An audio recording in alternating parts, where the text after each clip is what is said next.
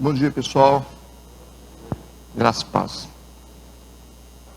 Vamos retomar o nosso estudo do livro do Apocalipse. Hoje nós estamos no capítulo 11. Capítulo 11 do livro do Apocalipse. Vamos acompanhar. Vamos orar primeiro? Deus, nós queremos ser gratos nessa manhã pela oportunidade de estarmos aqui, podendo estudar a Tua Palavra. Nós pedimos que o Teu Espírito Santo venha nos guiar novamente, para que possamos compreender a Tua vontade através dela. Nós consagramos tudo a Ti, no nome precioso de Jesus. Amém e amém. Vamos lá, Apocalipse capítulo 11. Vou ler os versículos aqui. Versículo 1. E foi-me dada uma cana semelhante a uma vara, e chegou o anjo e disse: levanta-te e mede o templo de Deus, o altar e os que nele adoram. E deixa o átrio que está fora do templo, e não o meças, porque foi dado às nações, e pisarão a cidade santa por 42 meses. Darei poder às minhas duas testemunhas, e profetizarão por 1260 dias vestidas de saco. Essas são as duas oliveiras e os dois castiçais que estão diante de Deus na terra.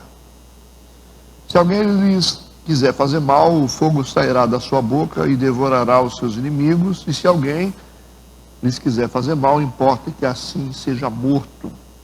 Estes têm o poder para fechar o céu, para que não chova nos dias da sua profecia, e tem poder sobre as águas para convertê-las em sangue, e para ferir a terra com toda sorte de pragas e todas quantas vezes quiser.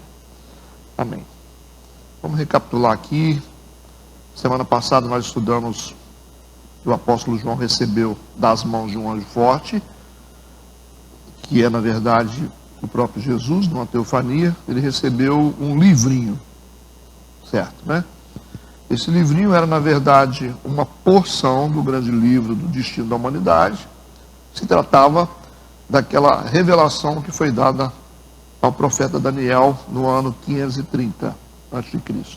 Então é apenas uma parte da revelação dada a Daniel, que foi selada na época de Daniel e aberta agora no período do Apocalipse. Isso ficou entendido semana passada?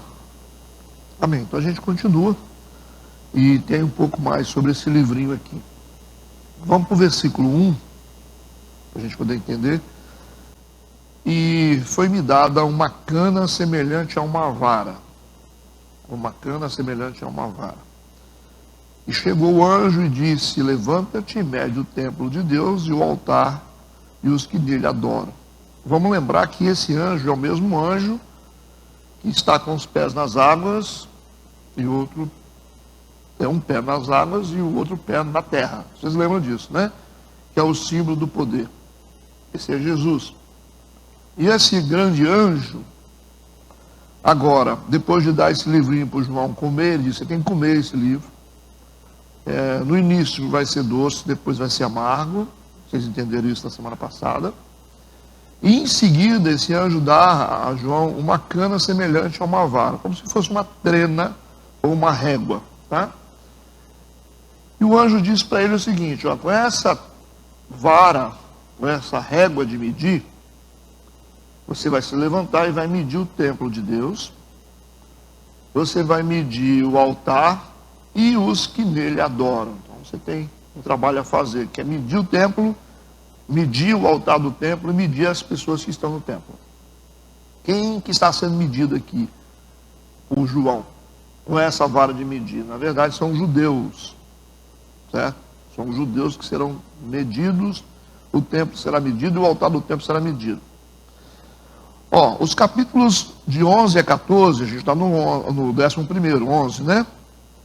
Até o 14, vai continuar falando sobre essa última parte, que é a segunda parte da grande tribulação.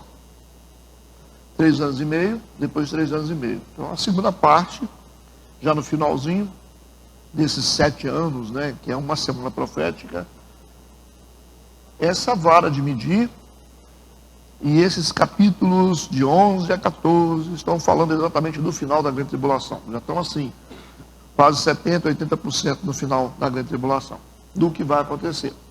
E nesses capítulos de 11 a 14, que a gente começa agora uma sessão específica, vai aparecer alguns personagens.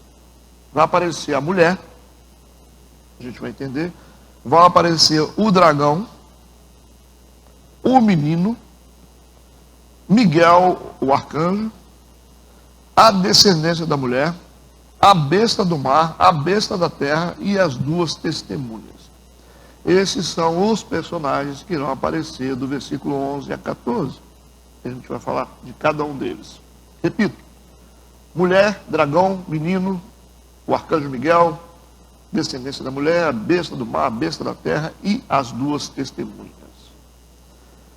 Voltando a repetir, que foi dada nas mãos de João uma vara de medir.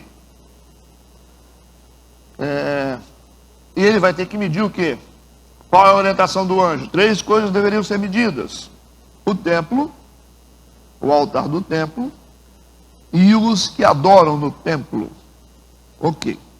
Para a gente entender, deixa eu fazer uma citação aqui. Por exemplo, Ezequiel capítulo 40 a 47, a gente encontra uma coisa bem parecida, esse negócio de medir, né? Uma medição específica do templo. A gente vai ver isso em Ezequiel 40 a 47. Medições específicas, medidas específicas do templo. Quando fala de medida, porque a palavra medida pode ser usada de outras formas. Então, no livro de Ezequiel, no capítulo 40 a 47, trata de medições de dimensões, certo? Como se você fosse medir aqui esse espaço. Em Ezequiel 40, versículo 3, e em Jeremias, capítulo 31, a medição é uma providência preparatória para a restauração e reconstrução do templo. Então está sendo feita uma medida no templo para poder reconstruir o templo. Nós estamos falando de medida em alguns sentidos diferentes. Já em 2 Reis, ou 2 Reis, que é livro, né?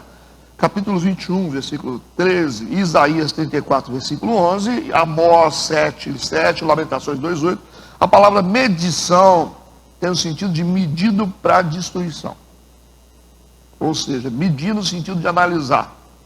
Entenderam isso? Então, esse ato de medir que aparece aqui em Apocalipse 11, é de medir o templo, de medir o altar, de medir as pessoas que são, na verdade, os judeus, está ligado no ato de comparação, para ver se eles estão na medida de Deus. Entende o que eu estou falando? Ou se estão no padrão divino. É uma avaliação, então é uma simbologia. Essa vara de medir vai medir o templo, vai medir o altar, vai medir as pessoas do templo, num ato, no sentido de avaliar se essas pessoas, se esse templo, se esse altar está no padrão divino. Entenderam isso? Não é medir literal. Esticar a trema assim, saber se tem 17, 20 metros. Mas medir no sentido de comparar, para ver se tudo está dentro do padrão divino, ou se está funcionando segundo a vontade de Deus. Isso fica claro? Né?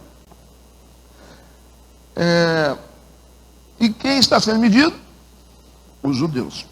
Vamos continuar. Vamos para o versículo 2, para a gente entender melhor. O versículo 2, o anjo disse: e deixa o átrio, a parte externa, que está fora do templo, você não vai medir.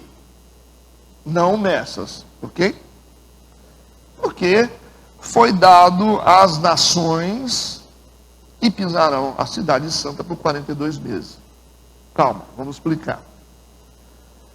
A autorização que o João tem aqui é para usar essa vara de medir, no sentido de comparar, para ver se está dentro do padrão de Deus, somente o templo, o altar e as pessoas que estão no templo.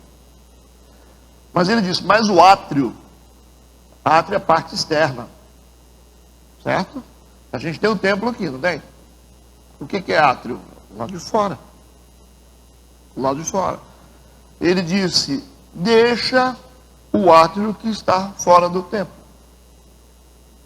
Porque quando você fala de coisas sagradas, o sagrado, ele não é só o templo. Sagrado também é Jerusalém, a cidade toda é sagrada. Entende isso? Toda é sagrada. Então, dentro de um contexto espiritual, Jerusalém é sagrada. Não tanto como o templo. O templo é sagrado, mais sagrado. Então, ele está dizendo o seguinte, olha, mede o templo, mede o altar do templo, e mede as pessoas do templo, para ver se está todo mundo dentro do padrão de Deus. Só que o átrio, a parte de fora, você não mede. Por quê? Porque essa parte de fora foi dado, ou será dado, às nações, a outros povos. E esse povo pisará a cidade santa por 42 meses. Tá. A gente sabe que o templo, ele vai ser reconstruído, certo? O templo de Deus será reconstruído em Jerusalém. Existem já projetos para a reconstrução desse templo, que será reconstruído no mesmo lugar. Só que a reconstrução do templo marca um período muito sombrio para o mundo, que sinaliza a manifestação do anticristo e automaticamente o arrebatamento da igreja. Certo? Deus não habita em templos feitos por mãos humanas, e o templo somos nós. O templo físico, Jesus disse, ó, eu vou destruir esse templo, em 3 dias eu vou reconstruir. Ele estava dizendo, o físico vai ser destruído, e depois o templo passa a ser o corpo, e eu ressuscito ao 3º dia. Essa é a nova reconstrução do templo. Então não tem templo mais feito por mãos humanas, o templo somos nós. Isso ficou claro? Ficou claro. Então não está autorizada a reconstrução de templo mais. O templo de Salomão, o templo que foi reconstruído por Herodes, enfim, não está mais autorizado, porque Deus habita agora, o templo somos nós. Combinado isso aí? Mas nós sabemos que então a reconstrução do templo novamente, no mesmo local onde está lá o Muro das Lamentações, é uma desobediência. É uma desobediência. Quando a gente vê aqui em São Paulo um templo, mas não é um templo, né? É um templo de mentira, fake news, reconstruído pela Igreja Universal, construído pela Igreja Universal, você já sente o nível de profanação que é isso. Primeiro que, se alguém vai reconstruir, vai ser os judeus. Que o templo não está associado à Igreja da Graça. O templo está associado ao povo judeu. Então você já vê essa confusão. E lá, teve uns artistas aqui que já foram fazer visita lá, né? Tem gente que tem essas coisas, falta de entendimento. É igual eu vejo, a igreja começa a crescer, eu vejo um trem que eu fico assombrado. É um troço que não dava para entender. E as pessoas fazem por ignorância, porque não estuda então por ignorância, vai lá no monge, lá no, como é que é o nome do templo do Zen budista. Fica tirando foto, passando debaixo do portal. Não ler a Bíblia, né? Não era para nem passar, nem olhar para o lado, só olha assim, né? Não ler a Bíblia. Aí depois fica cheio de carrapicho dentro da igreja, e o pastor tem que se virar para fazer libertação. Né? Um dia eu fui atender uma mulher que ela falou assim, mas demônio não pega em crente não. Eu falei, ah, é? Não tá. Aí ela ficou endemoniada dentro da sala, deu uma pane nela assim e falou assim, eu estou aqui porque ela permitiu. Aí deu uma pane nela, daqui a pouco ela voltou normalmente. Eu repreendi e ela voltou. Ela falou, o que aconteceu comigo, pastor? Você ficou endemoniada. Ela falou, mas quem fica endemoniado? Eu falei, mas lógico, velho. O Pedro foi tomado pelo próprio Satanás. Primeiro ele elogia Jesus, depois ele é tomado por Satanás. É isso que acontece com os legalistas, né, que acham que não tem nada a ver. Vai lá dançar quadrilha, não tem nada a ver. Não é verdade? Os legalistas que vão no Zen budista tirar foto, imagem de escultura, deuses profanos, pagãos, o povo cristão está lá tirando foto, né? não tem nada a ver, vai dançar quadrilha, festas consagradas a São João, bem consagradas, né? Porque junto com aquela quadrilha tem uma missa que consagra a festa, né? Aí fica todo mundo assim, né? A igreja moderniza e todo mundo acha que pode fazer qualquer coisa. Depois vem e fica endemoniado. Ai, pastor, meu filho está perdido. Ai, que eu não sei o que está acontecendo comigo, que minha vida está emperrada. Aí tem que tratar dessas coisas, por quê? Porque o legalismo cria essas coisas. Então tem que tomar muito cuidado o que você faz, onde você se envolve, onde você coloca a sua mão, o que você coloca para dentro da sua casa. Tem coisas que não pode. Tem gente que fez visita lá no templo do Edir Macedo. Lá não é turismo não, gente. Lá é profanação mesmo, legalismo. Certo? Ai, pastor, eu fui. Você não pode falar. Claro que eu falo. Eu estou aqui para falar, ué. Eu estou fazendo o que aqui? Né? Então não pode ir. Não pode ir. Porque Deus disse que não pode. Não pode, cara. Aquilo ali é um ato de rasgar a Bíblia. Até sacerdote tem lá dentro, o vestido de sacerdote. Já pensou um negócio desse? E quem está fazendo isso não é a igreja católica, é a igreja evangélica. Pois é. Então fica aí. Vocês tomem muito cuidado com o que vocês se envolvem. Essa igreja é uma igreja renovada, ela trabalha com a questão, a igreja é uma igreja carismática, ou seja, trabalha com os dons do Espírito Santo. Toda igreja que trabalha com os dons é a igreja do carisma. Tem que tomar muito cuidado. Uma coisa é ser tradicional, outra coisa é ser renovado. Vocês não entrem em coisas que vocês não entendem. Então vocês vão morrer espiritualmente. Tá? Vocês vão para a igreja tradicional e senta lá que fica melhor, não mexe com nada, não conhece o Espírito Santo, não é capaz de fazer enfrentamento contra demônios. Por isso que é um problema. Depois dá um desgaste para a gente terrível. Para tentar libertar essas pessoas. Vocês vão ver aqui na oficina de gente como é que os bichos pulam para fora. Vocês vão ver. Entendido, né? Então o templo será reconstruído novamente como um ato de desobediência em Jerusalém. Mas durante o período da grande tribulação, que nós estamos falando sobre isso, o templo ele não vai ser destruído, ele vai ser profanado. Porque a construção já é uma profanação.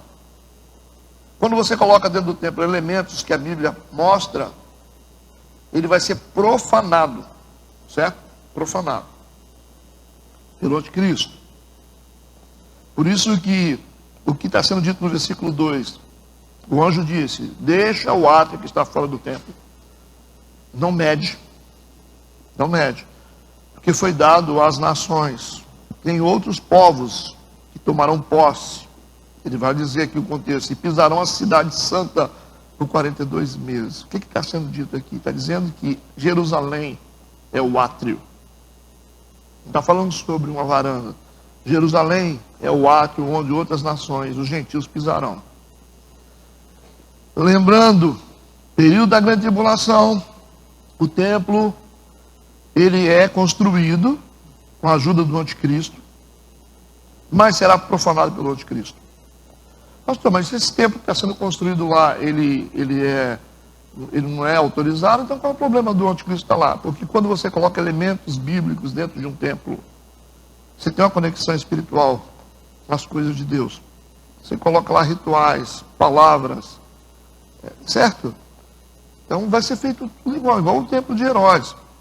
Herodes construiu um templo que era totalmente, ele era muito maior do que o templo que Salomão fez. Muito maior. Porque o Herodes, ele percebeu que os cristãos estavam crescendo demais ali dentro. E os judeus começaram a dominar. E os judeus tinham uma certa relevância política. E ele queria fazer política com os judeus. Você vê que os apóstolos eles eram perseguidos pelos judeus ortodoxos. Vocês conhecem a história? Então os judeus eram uma força política e religiosa muito forte. Os cristãos eram como se fosse um bando de rebelde. Que os discípulos, para os judeus ortodoxos, os discípulos eram como rebeldes. Um bando de rebelde, um monte de pescador que fica pregando esse negócio aí. Então Herodes, para fazer uma política forte com os judeus, para se fortalecer com os judeus, ele resolveu bancar a construção do templo. Ele falou: vamos reconstruir o templo para eles.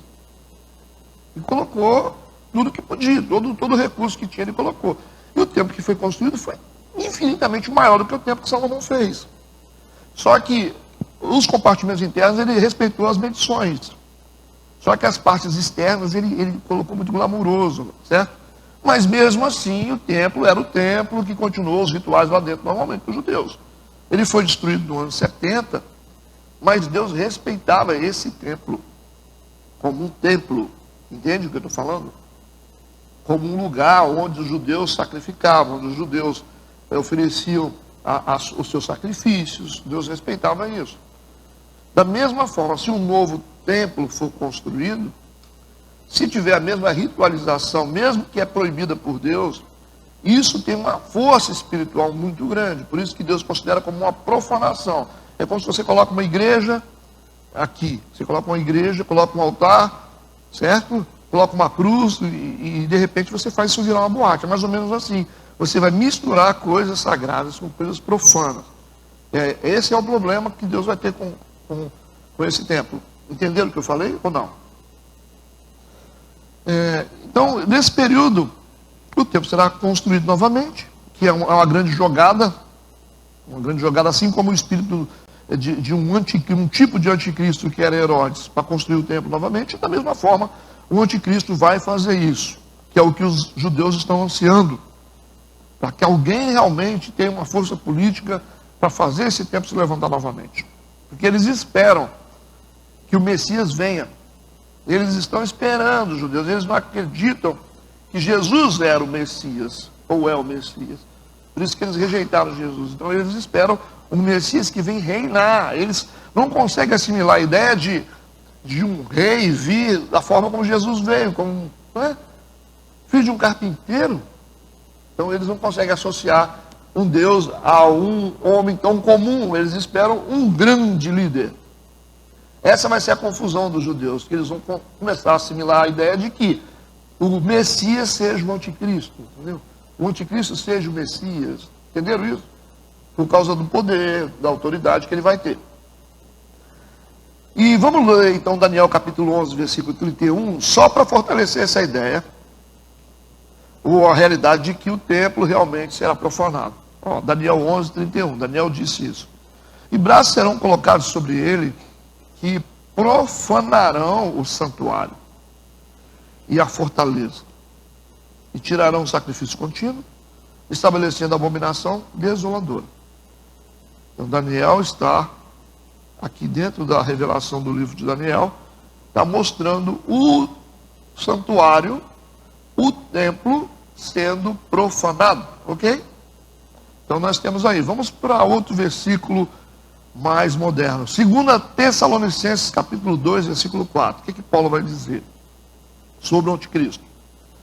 O qual se opõe, opositor, e se levanta contra tudo o que se chama Deus ou se adora, de sorte que se assentará como Deus no templo de Deus, querendo parecer Deus. Entenderam isso? É a mesma história que aconteceu com Constantino quando ele resolveu se converter. Uma conversão política, que ele conseguiu entrar dentro da igreja cristã, ou a igreja apostólica cristã, e transformou ela em apostólica romana. Entenderam isso? É aquele lance, se você não pode com eles, junte-se a eles. Da mesma forma, o anticristo ele vai entrar no templo, porque o templo será reconstruído, ele vai se assentar numa posição de autoridade dentro do templo, vai fazer-se parecer Deus dentro do templo. É fácil de entender isso. Muito fácil.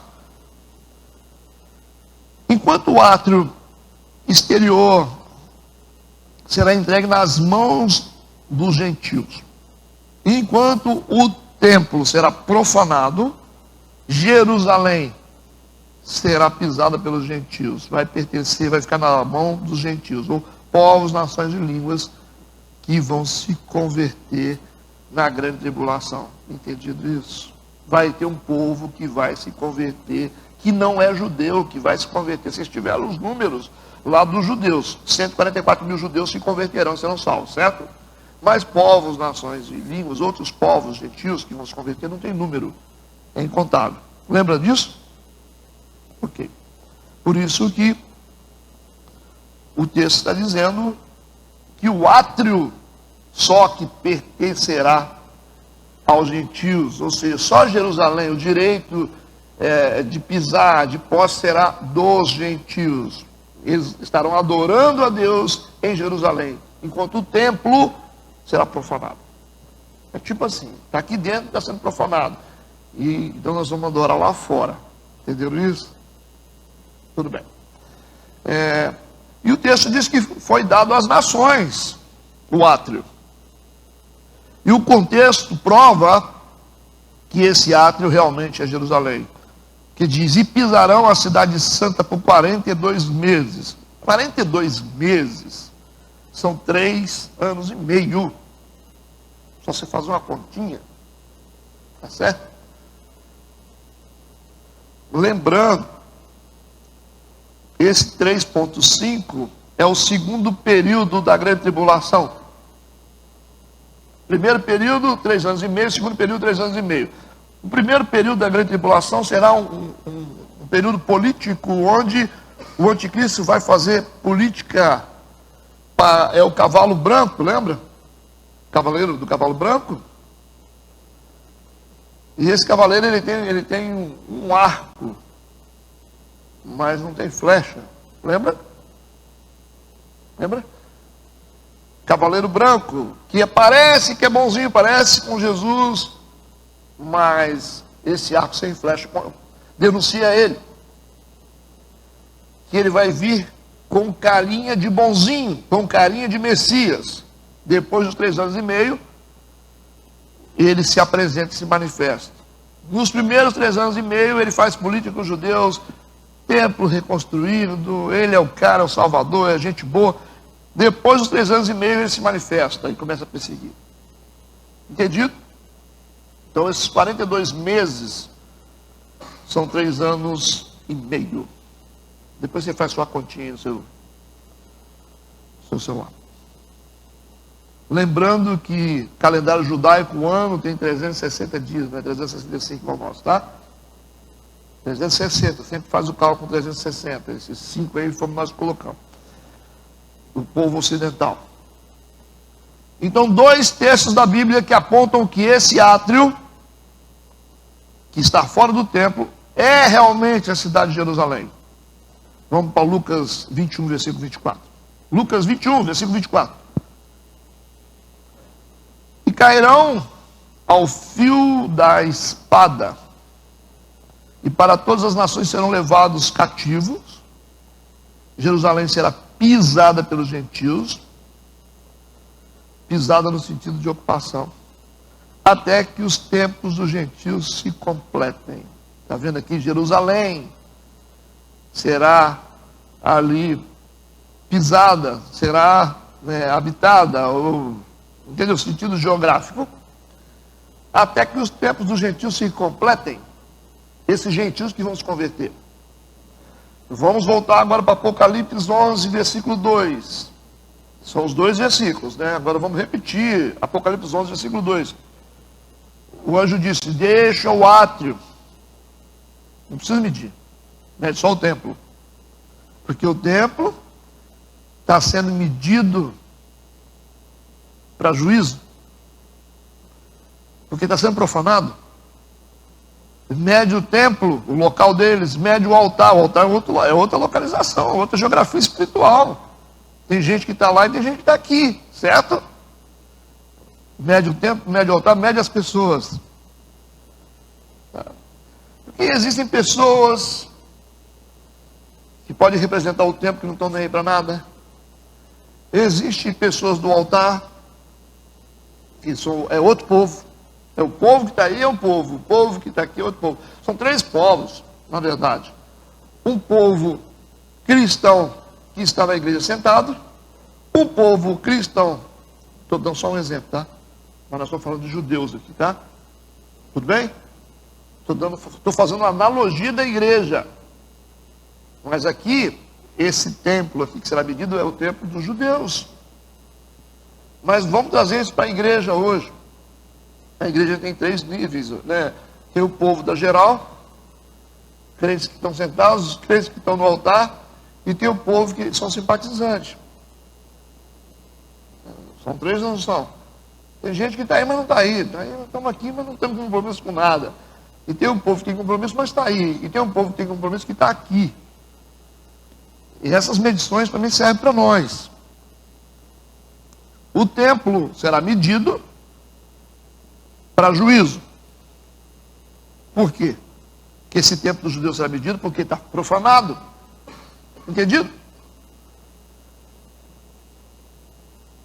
Vamos para o versículo 3. Tudo isso acontecendo na grande tribulação. Vamos para o versículo 3. E nesse tempo, dessa profanação do templo, e onde os gentios estão na cidade, sendo preparados para se converterem também, o versículo 3 diz: e darei poder às minhas duas testemunhas. Nesse tempo de profanação, e onde os gentios precisam se converter. Então a gente precisa de uma voz profética para converter esse povo.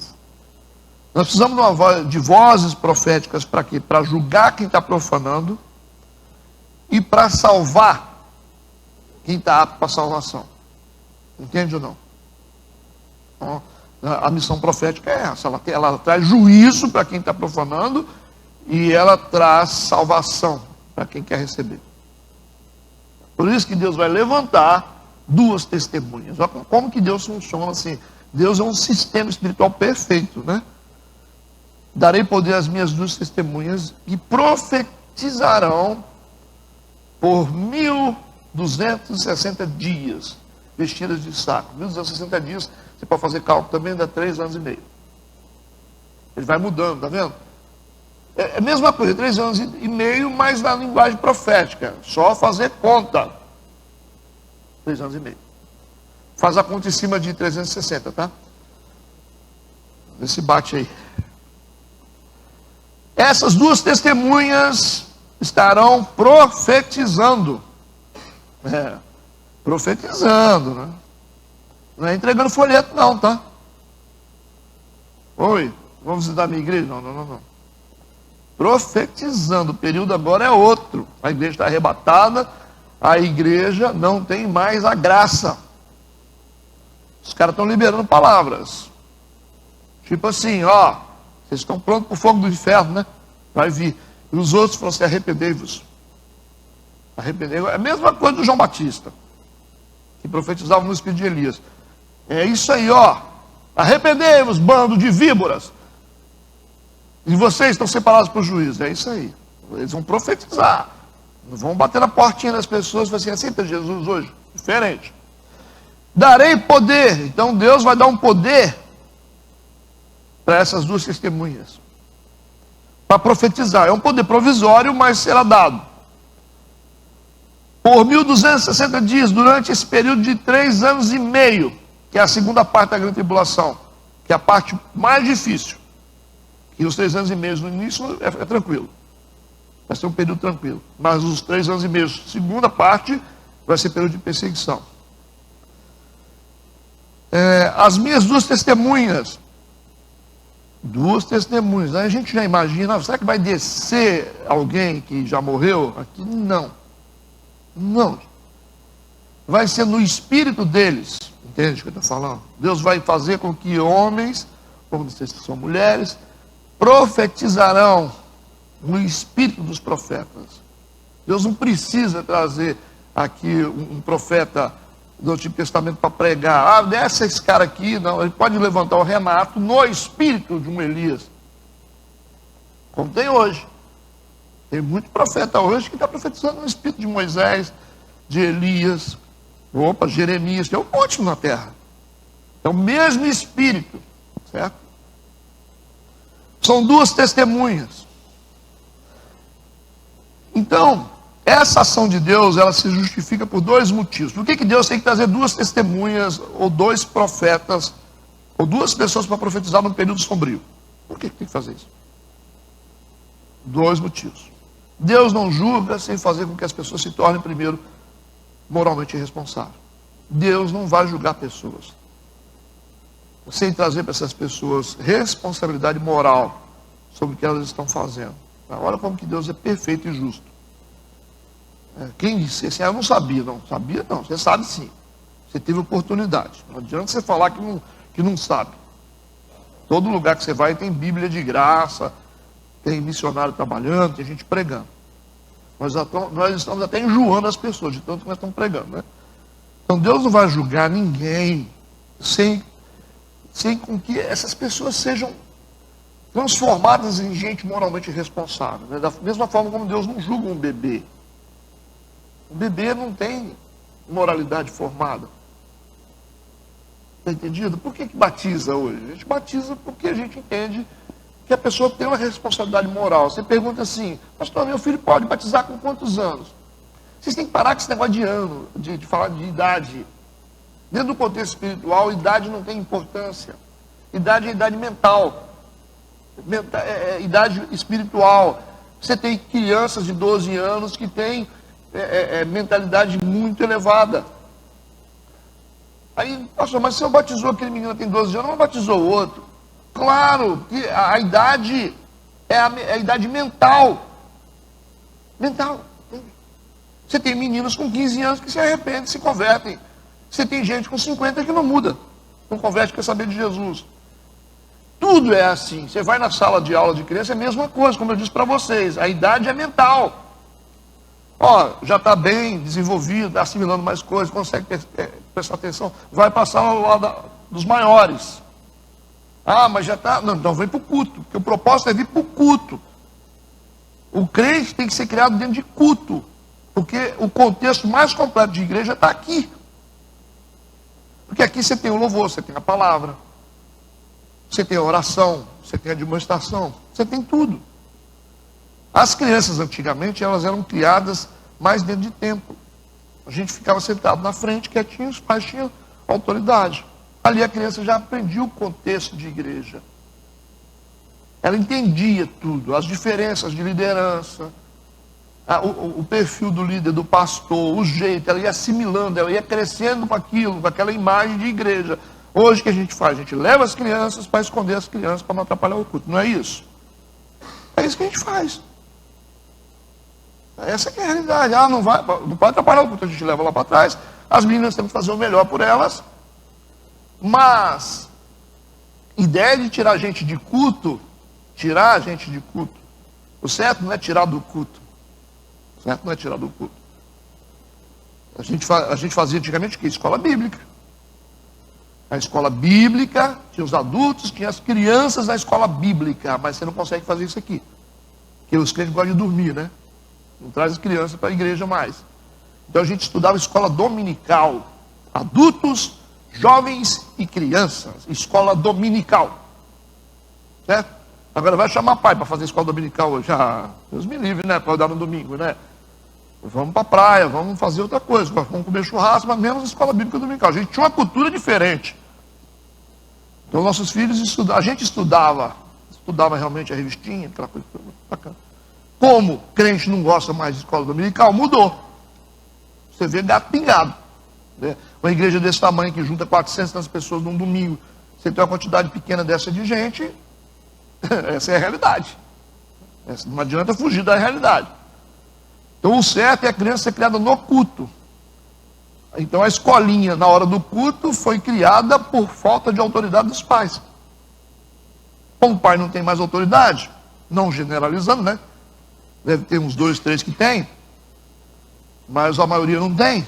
Tem medo dos meninos, os meninos brigam, os meninos bagunçam, bota pé em cima de cadeira, e tumultua o culto, o pastor fica chateado, e o pastor de vocês não funciona com barulho, cara. Não funciona. Eu fico todo desestabilizado. Se eu for pregar numa igreja que o pessoal fica conversando, andando, eu não consigo. Nem vou, por certo, quase não saio. É porque a nossa igreja trabalha com didática. Não trabalha com oba-oba, é didático o tempo todo. Como é que você vai estar dentro de uma sala de aula e gente conversando? Não dá.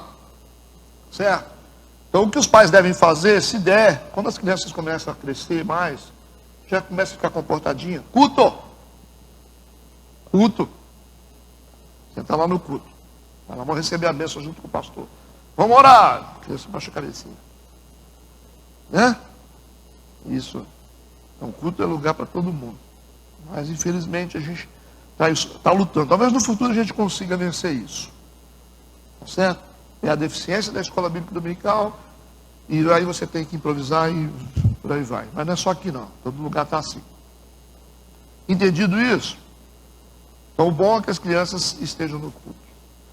E as crianças, elas precisam estar moralmente responsáveis, capacidade de assimilação, e aí elas podem batizar, quando elas estão aptas a ter moralidade e ter responsabilidade moral. A partir de hoje, você responde pelos seus atos com Deus, tá? Você quer batizar mesmo? Quero. É isso aí. Batizou, não vai ficar mais na abinha do papai e da mamãe não, tá? Acabou. Negocinho de papai e mamãe, acabou. Agora é você. Você vai para a oração, vai chorar, vai fazer seu jejum, a sua devocional. É assim que funciona. Então Deus, Ele julga as pessoas quando elas estão realmente com a moral formada.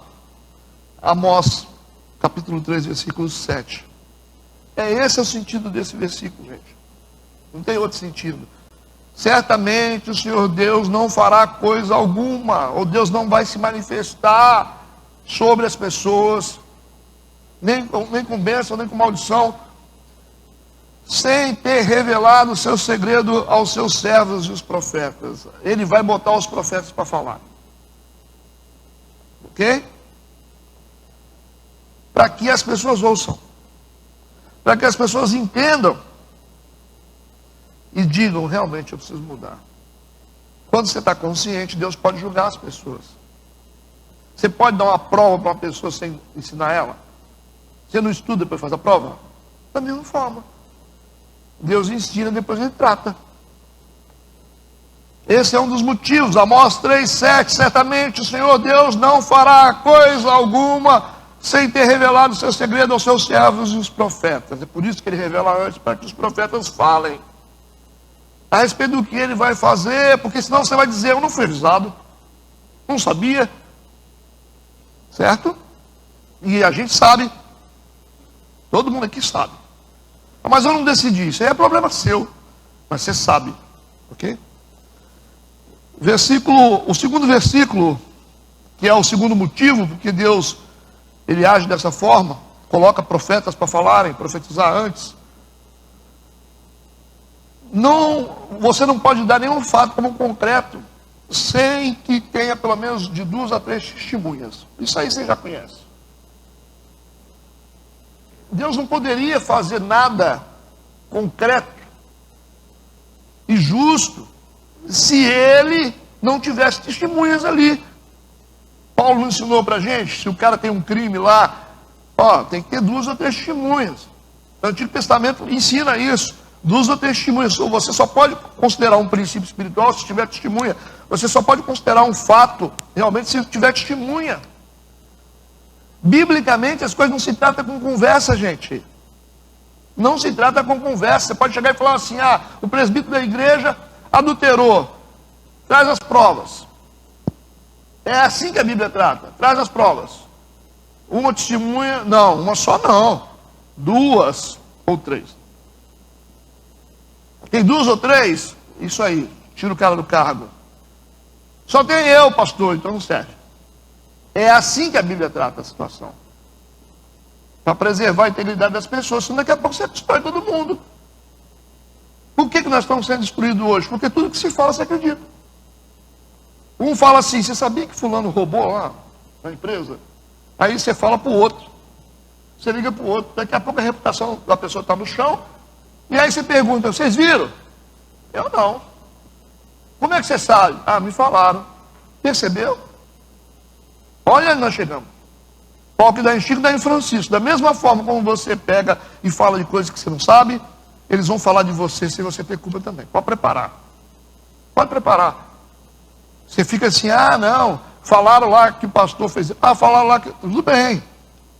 E você vai espalhando. Daqui a pouco é você. O Fábio fez isso, hein?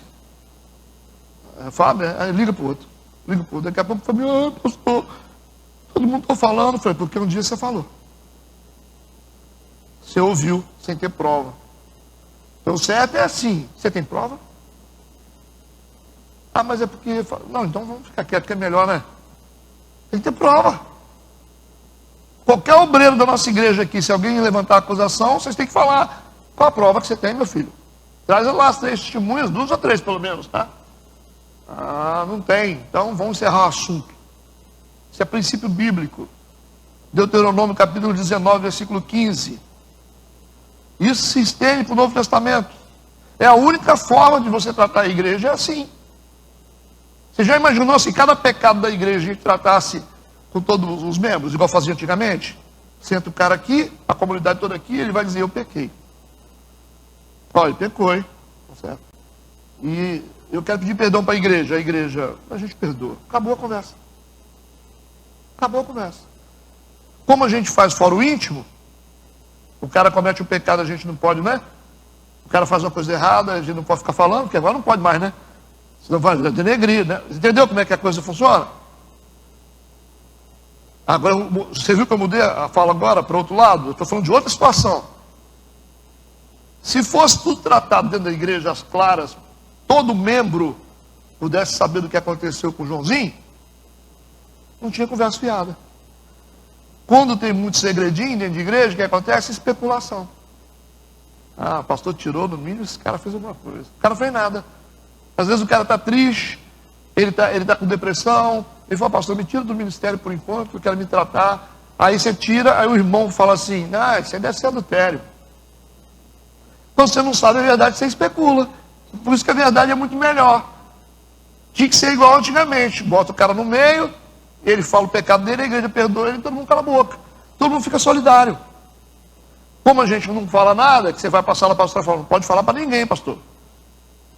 Ninguém tem nada para a minha vida, mas tem tudo. A gente tem tudo para a vida um do outro. Aí fica especulando. É muito pior a especulação. Que vai falar de coisas que a gente não sabe. Deuteronômio 19, versículo 15.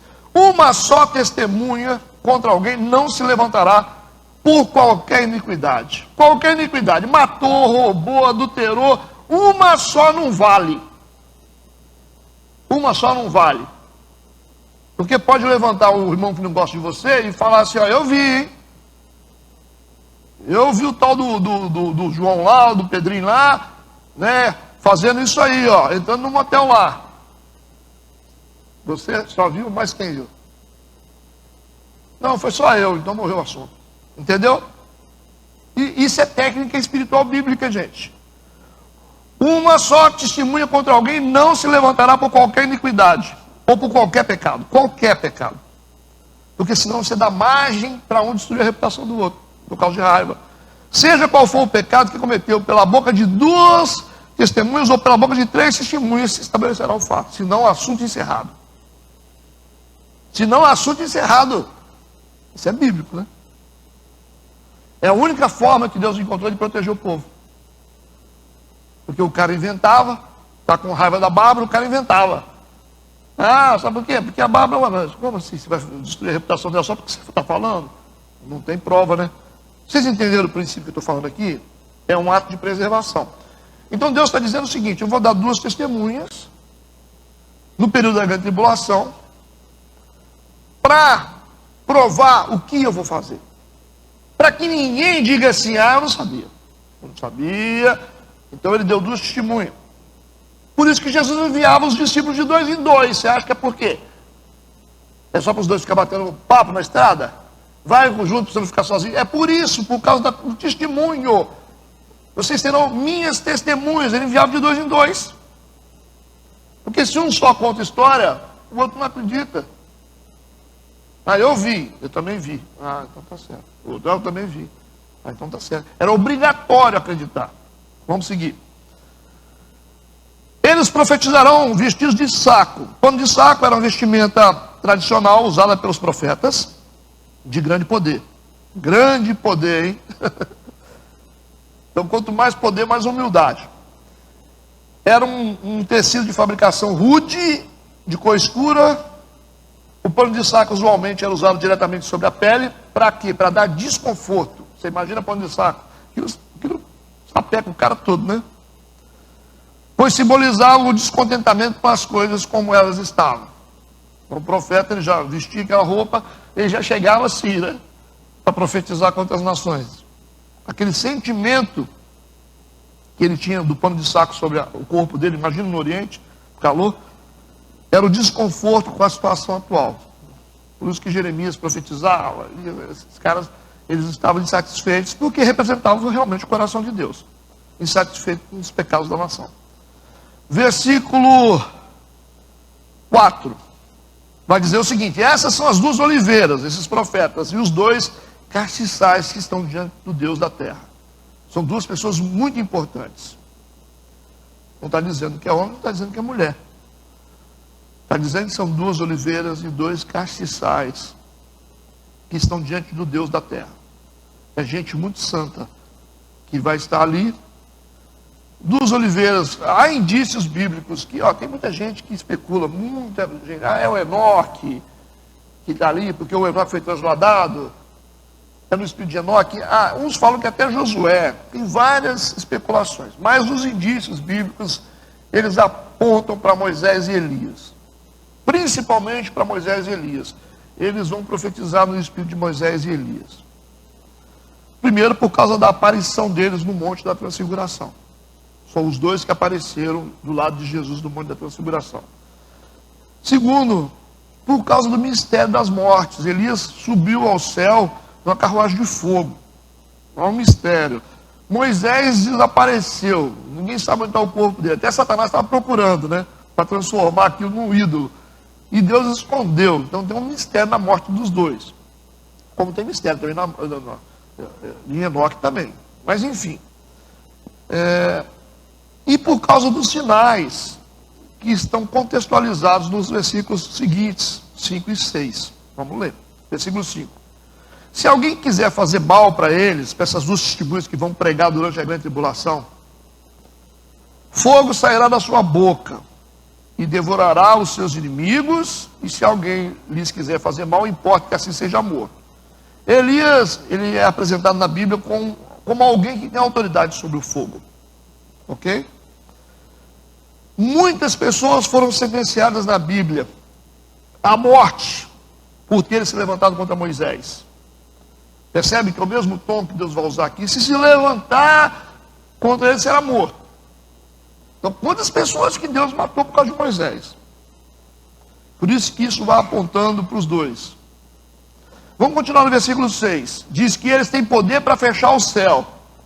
Quem teve poder para fechar o céu foi o Elias. Para que não chova nos dias da sua profecia. E agora tem outro sinal. Ele tem o poder sobre as águas para convertê-las em sangue. Moisés. E para ferir a terra com toda sorte de pragas e todas quantas vezes quiser. Então esses sinais aqui apontam para os dois. É só uma especulação, não há certeza, mas são dois profetas poderosos que vão pregar nesse período. Entendido isso? Não é Elias e Moisés que vão descer aqui, mas serão pessoas pregando no espírito de Elias e Moisés. Pelo menos é o que a Bíblia está mostrando. Pastor, e se for o Enoque? Que seja, quem for. O importante é que Deus vai dar poder para eles. Tudo bem? Versículo 7. Eles estão pregando, eles estão profetizando nesse período difícil. No meio dessa grande tribulação, o anticristo está agindo, eles estão pregando, estão profetizando, falando das coisas de Deus. Quando acabar o seu testemunho, eles vão testemunhar com sinais. Sinais, hein? Não vai ser brincadeira. A besta que sobe do abismo, que é o anticristo, lhes fará guerra e os vencerá e os matará. Então eles serão assassinados pelo anticristo. Essas duas testemunhas, esses dois profetas serão mortos pelo anticristo. Por quê? Porque Deus permitiu, com propósito. Com propósito. Pastor, perdeu a guerra? Deus nunca perde, né? Então, essa besta é o anticristo. E esses personagens que aparecem aqui como profetas, eles vão ser guardados durante, vocês lembram? O tempo? 1260 dias. Faz conta aí de novo, 3,5 anos. 3 anos e meio. Durante todo o período ali, eles vão estar profetizando e sendo guardados por Deus. Depois, Deus vai permitir que eles sejam mortos. Para quê? Para que o testemunho deles tenha mais valor. Ok? É igual pregador. O cara está pregando aqui na frente, não eu, tá? Outro. Está pregando aqui na frente, prega, escreve um monte de mensagem, bota lá na internet. Ninguém valoriza. O cara morre, daqui a pouco todo mundo começa. Você quer transformar o cara no herói, é só você fazer isso. Você mata ali e você cria herói. Por quê? Porque tudo que estava guardado, todo o legado desse cara vai vir à tona. Vocês viram os cantores, quando você. O legado só é mais valorizado quando morre. Vocês vão conhecer, por exemplo, quem é Silvio Santos depois que ele morrer. A gente vai entender o valor dele como um artista, né? Vocês estão entendendo o que eu estou falando? Depois que ele morrer. Por enquanto é tudo tranquilo. Da mesma forma um pastor. Você só sabe o valor do pastor depois que ele morre. Aí você fala, vamos assistir as mensagens dele lá no YouTube. Vamos ver se ele deixou alguma coisa escrita. Aí começa, todo mundo, rapaz, esse cara era bom demais. Rapaz, que pastor bom, né? Ei, rapaz, um homem daquele tinha que viver pelo menos uns 100 anos. Não é assim que funciona? Vira herói rapidinho. Porque é natural. O testemunho ele ganha mais valor e mais poder com a morte. Entendido? Vamos ver se é verdade. Hebreus 9:17. É igual pai e mãe, né? Nem olha para a cara do pai. O pai morre. Ai, papai, que saudade do papai. Nunca foi na casa do pai. Hebreus 9:17. Nem olha para a cara da mãe. Depois que ela morre, ela vira santa. Porque um testamento tem força onde o quê? Onde houve morte, gente. É bíblico. O que vale o testamento? O que vale o legado? Se não tem a morte. O que adianta o Fábio, ou o João, ou o Manuel, ou o Luiz? Tem um monte de coisa assim. Para mim não serve para nada. Você não morreu. Depois que você morrer, aí o seu legado tem valor. Vai começar a fluir para a vida das pessoas. Da mesma forma como a herança que um pai deixa. O cara é rico, meu pai é rico, mas não sou eu que sou rico. Você só vai tomar posse depois que ele morrer. Da mesma forma, o legado moral, o legado espiritual, ele ganha muito mais força depois da morte. Entendido, né? Porque o testamento tem força onde houve a morte. Ou terá ele algum valor enquanto o testador vive. Tudo bem? Por isso que eles vão morrer. Não é porque o diabo venceu, é porque Deus estrategicamente vai fazer isso. Bom, vocês entenderam isso que eu estou falando? Versículo 8. E jazerão, ou vai ficar lá os corpos mortos na praça da grande cidade, em Jerusalém, que espiritualmente se chama Sodoma e Egito. Por quê? Onde o seu Senhor também foi crucificado. Sodoma e Egito, Jerusalém teve uma época que foi chamada de Sodoma e Egito. Então está falando de Jerusalém. Tá? Isso está escrito em Deuteronômio 32, e Jeremias 23:14. Houve um período na história onde Jerusalém espiritualmente foi chamada de Sodoma e Gomorra por causa dos pecados. Se você quer conferir, depois você Deuteronômio 32 e Jeremias 23:14. O corpo ou os corpos dessas duas testemunhas ficará ali na praça, mortos ali por um tempo. Versículo 9. E homens de vários povos, e tribos, e línguas, e nações verão seus corpos mortos por 3 dias e meio. Aqui é dia mesmo, tá? Vão ficar lá, na praça. Imagina lá a praça Praça Municipal. Os 2 profetas estão lá mortos. E ninguém vai poder colocar a mão. Vai ficar exposto, né? Estratégia de anticristo, deixar expostos os corpos lá como prova de poder. Antes tivesse enterrado. Certo? Antes tivesse enterrado. Era melhor ter enterrado do que ter deixado lá expostos, né? E vão ficar expostos na praça. E o texto diz que vários povos, tribos e línguas vão ver seus corpos. Então, como eu disse para vocês, só a nossa geração tem tecnologia para isso. Para fazer todo mundo ver ao mesmo tempo. Nessa época que foi escrito, talvez o João falou, como assim? Como é que todo mundo vai ver ao mesmo tempo? Não tinha tecnologia. Hoje a gente tem televisão. A gente tem internet, tem celular para todo lado. A galera está lá filmando, mandando ao vivo. Os corpos lá, o cara está lá filmando ao vivo lá. Na praça municipal lá. Os profetas mortos. Todo mundo vai ver. Aí você vai mandar link para um, mandar link para o outro, está todo mundo vendo, eles estão lá. Quando João recebeu isso, isso era impossível de acontecer. Né? Por isso que nós temos um tempo certo para isso acontecer. Então, o sepultamento era uma questão de grande honra para o povo antigo. Sepultar a pessoa. Então o anticristo não vai permitir que eles sejam sepultados para desonrá-los. Negar o sepultamento é a desonra à memória da pessoa. E o versículo 10 diz que durante esse tempo que eles estarão dispostos em praça pública, e todo mundo vendo, assistindo lá na CNN, aquela coisa toda, né? 24 horas as câmeras filmando, os corpos estão lá. Por que não tira daí? Porque o anticristo não vai deixar, é um grande líder, ele não vai deixar que seja tocado, para expor eles. Vamos esperar. E os que habitam na terra se regozijarão sobre eles, se alegrarão e mandarão presentes uns aos outros, por quanto esses dois profetas tinham atormentado os que habitam sobre a terra. Então, as pessoas vão ficar criticando aí, tá vendo? Aí vão ficar rindo aí. Se levantou, aconteceu isso aí. É isso que vai acontecer. A maioria das pessoas, elas vão ficar alegres com a destruição deles, vão mandar presentes umas para as outras. Por quê? Porque o profeta acusou. Os profetas começaram a condenar. Aí falaram tanto aí, e agora estão aí mortos. Certo? Satisfação com a morte deles. É interessante que o livro de Malaquias diz, no capítulo 4, versículo 4 e 5, que Deus enviou o profeta Elias antes que venha o dia grande e terrível do Senhor. Então, eles foram enviados exatamente para anunciar. Vamos para o versículo 11 e 12. Depois daqueles 3 dias e meio, o reloginho de Deus funciona redondo, né? Sem pressa.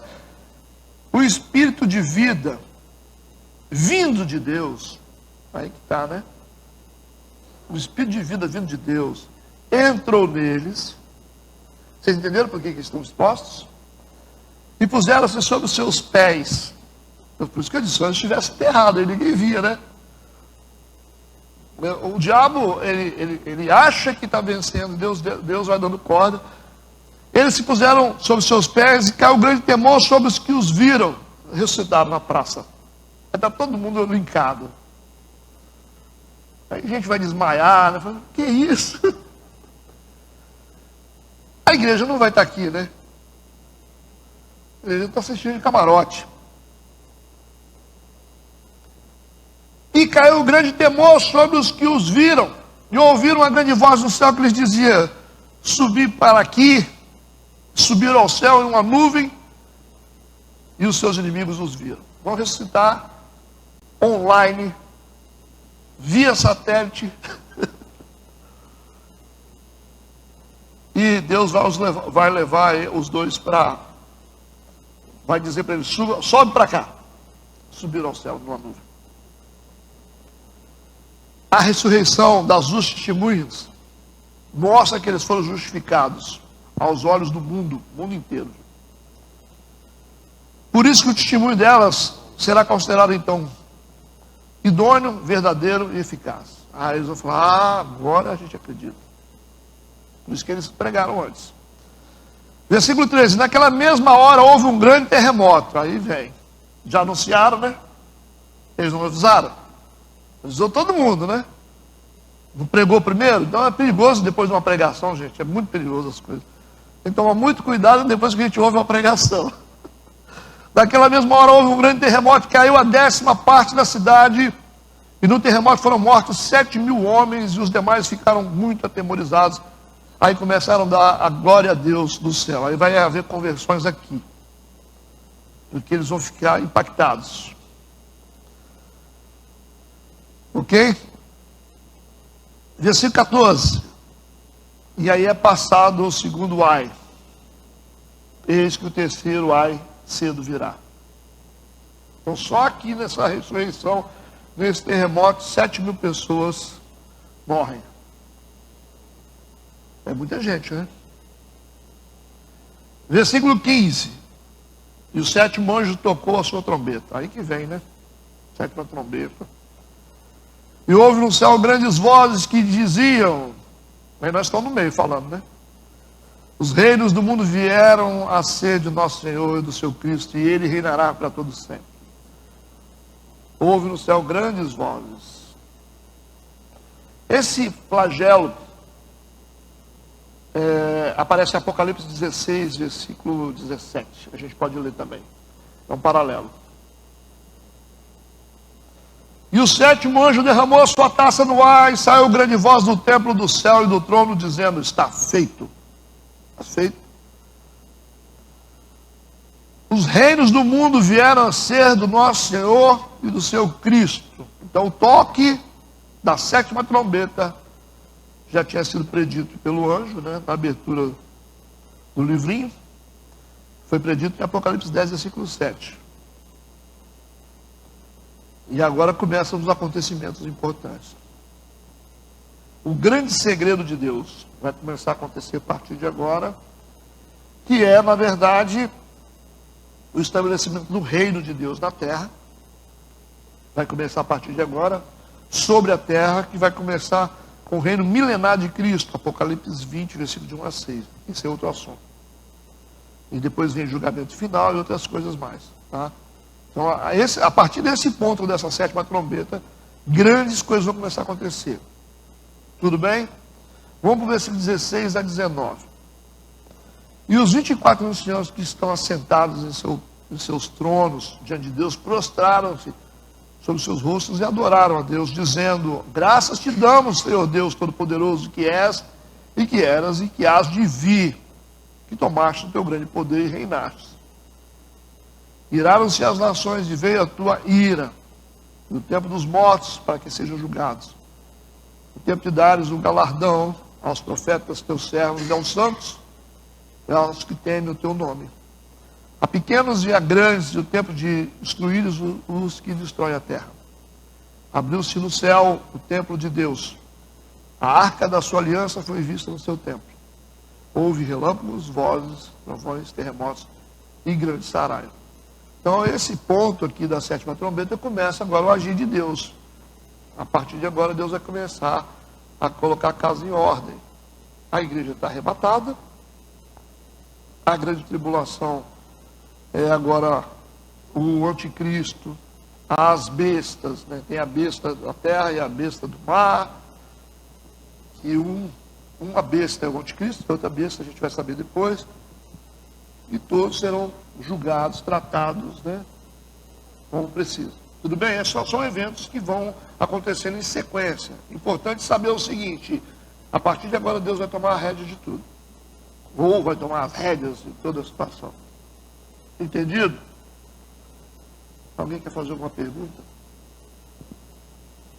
Sei que é complexo, mas fiquem à vontade, qualquer dúvida, ou se querem acrescentar alguma coisa. Se você estiver na sequência acompanhando, quem está assistindo em casa, revendo, consegue acompanhar. Agora, pegar a aula assim solta é complicado, não consegue não. Quem não assistiu antes tem que assistir. Quem quer acompanhar Apocalipse, né? Amém. Oremos. Deus, nós queremos te agradecer por essa manhã na sua casa. Hoje é um dia muito especial, que é um dia de renovação de aliança com o Senhor.